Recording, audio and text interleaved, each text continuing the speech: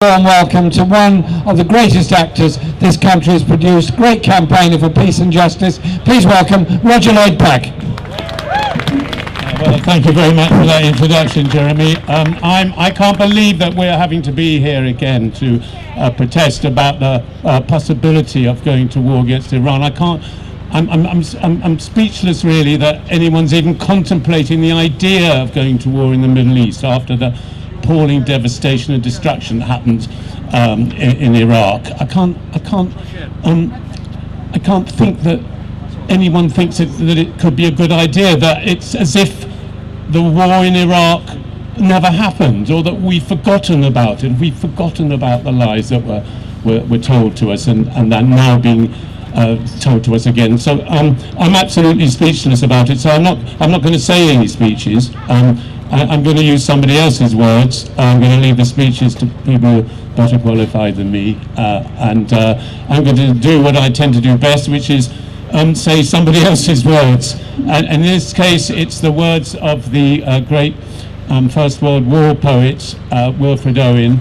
It's a poem called "Strange Meeting," which I learnt when I was about 15, and it's lived with me for nearly 50 years, over 50 years actually. And unfortunately, it still needs to be said. And things haven't changed very much since those days, just maybe the scale of things, though I don't even know about that. So this is called "Strange Meeting." It seemed that out of battle I escaped down some profound dull tunnel, long since scooped through granites which titanic wars had groined.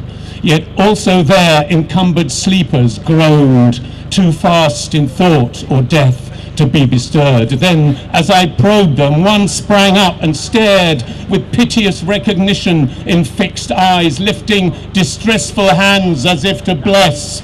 And by his smile I knew that sullen hall, by his dead smile I knew we stood in hell.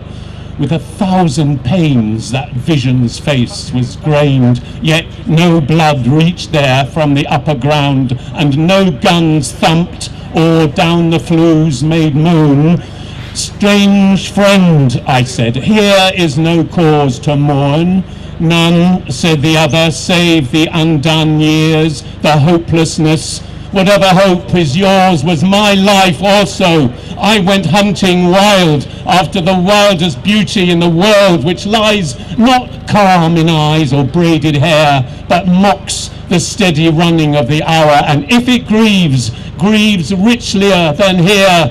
For by my glee many men have laughed, and of my weeping something had been left which must die now. I mean the truth untold, the pity of war, the pity war distilled. Now men will go content with what we spoiled, or discontent boil bloody and be spilled. They will be swift with swiftness of the tigress, none will break ranks, though nations trek from progress. Courage was mine and I had mystery. Wisdom was mine and I had mastery to miss the march of this retreating world into vain citadels that are not walled. Then, when much blood had clogged their chariot wheels, I would go up and wash them with sweet wells, even with truths that lie too deep for taint. I would have poured my spirit without stint, but not through wounds, not on the cess of war. Foreheads of men have bled when no wounds were. I am the enemy you killed, my friend. I knew you in this dark, for so you frowned yesterday through me as you jabbed and killed. I parried, but my hands were loath and cold. Let us sleep now. Thank you very much for coming. Thank you very much for listening.